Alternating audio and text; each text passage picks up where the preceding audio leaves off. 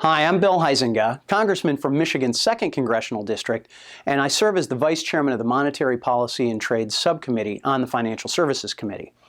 Well, last week marked the 5-year anniversary of the financial crisis, a crisis that many think began on Wall Street, but their gambling on complex derivatives and mortgage-backed securities only amplified the effects of a crisis born in Washington.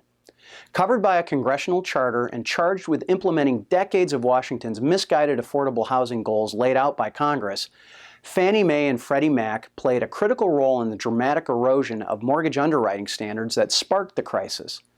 Some in Congress responded with the 2,300-page monstrosity known as the Dodd-Frank Act, another one of those we've got to pass it to know what's in it kind of bills.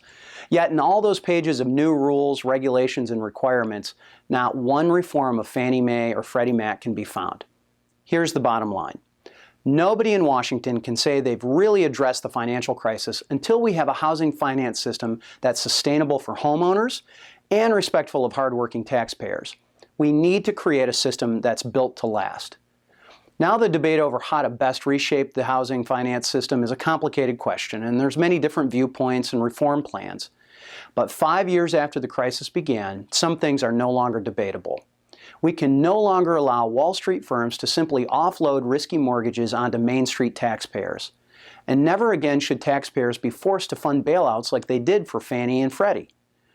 The PATH Act not only addresses Fannie and Freddie and phasing them out over 5 years, but includes the Consumer Mortgage Choice Act, my bipartisan legislation that helps to make home ownership more affordable. This measure would clarify the definition of what a, quote, qualified mortgage is in the Dodd-Frank Act, and improving access to credit and qualified mortgages for low and moderate income borrowers, all while continuing to protect consumers from bad loans. That's key. It makes common sense changes to promote access to affordable credit by ensuring that safer, properly underwritten mortgages pass the qualified mortgage test. The PATH Act and the Consumer Mortgage Choice Act set in motion a more transparent housing finance system so that American taxpayers who work hard and play by the rules are no longer held responsible for the Washington-induced cycle of boom, bust, and bailout. Thanks for joining us in this important step.